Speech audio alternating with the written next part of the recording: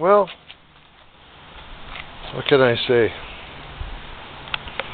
Bad news and good news, or good news and bad news. All right.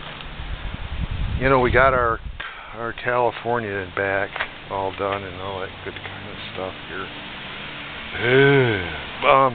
This is like part 2 of what can happen if you're not careful.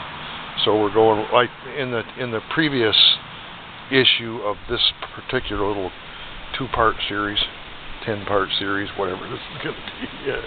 I was telling you. We went over a jump on the highway at speed. One of these, what do they call those things? Speed bump?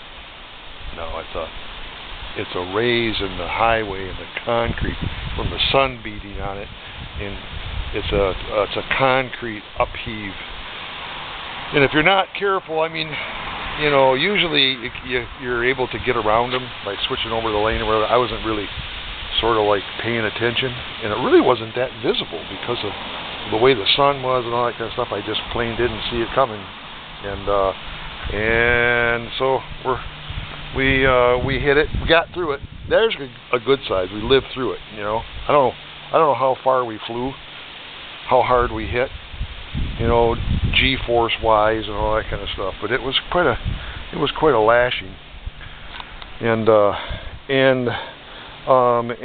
I noted in the other one, since that time, since we hit that pretty solid,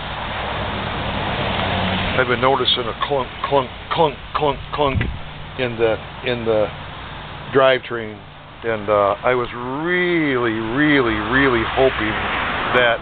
Okay, here's a drive shaft. Here's my drive shaft. All right. Here's the final drive.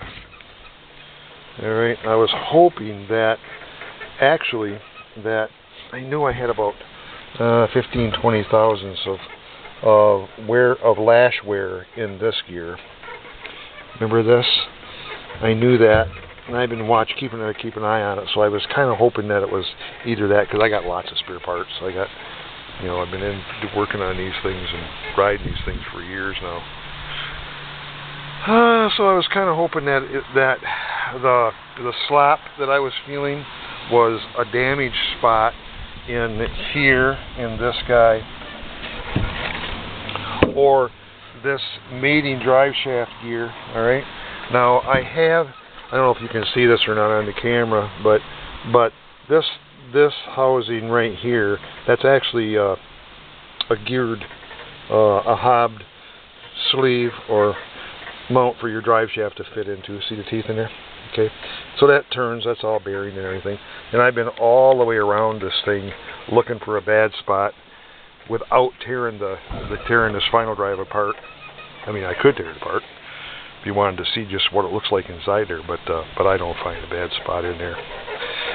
And not only that, but if you went back to the video before this one and listened to where the noise is, it's I kind of actually had a pretty good idea that it was forward of this anyway.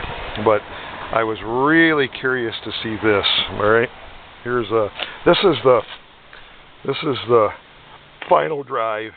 This is the final drive end of the drive train. Okay, and this is the final drive end on the drive shaft. This is the actual drive shaft. All right, and that goes into that gear set like so. And those gears look absolutely perfect. I mean, very, very, very, very little sign of wear. I don't see any kind of crack. You know, without magnafluxing or something, it can't be absolutely 100% sure. But the noise that I was hearing is telling me no gears missing, no stress cracks, no nothing that I can see with the naked eye. Still all fits good. The gears inside of the hob gears inside of that little cup all look good. Everything looks good there. The nut that holds it all together looks like it's all good. Everything looks good there. Rats, huh? And then the U-joint end, piece of fuzz on there. The U-joint end here also looks pretty good. Very, very, very little wear on there, which leaves me to one conclusion, what I was kind of thinking and hoping not in the first place, that it's a middle gear or U-joint. The problem therein is you can't press a new U-joint or repair that middle gear in the bike, really. You can't. The engine's got to come out. So we're talking about a major rats. So that's kind of the bad. The good, we're home. I'm at home at my own house, my own tools and toolbox and all that kind of stuff. So now that's kind of a conclusion to what can happen if you're not careful out there on the highway. You're not made for motocrossing.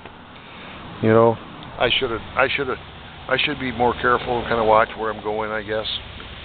You know, you get groggy, you get tired, you get yakking going down the road, you get playing around and stuff like that, and things happen, and so I'll eat it on this one. My fault, man. Oh well. Anyway, let's see here. So that's what it looks like tore apart. You can just see here, the drive shaft just slides out of the swing arm, and that's kind of it. So there you have it. Get out and ride. How'd I say? Get out and ride.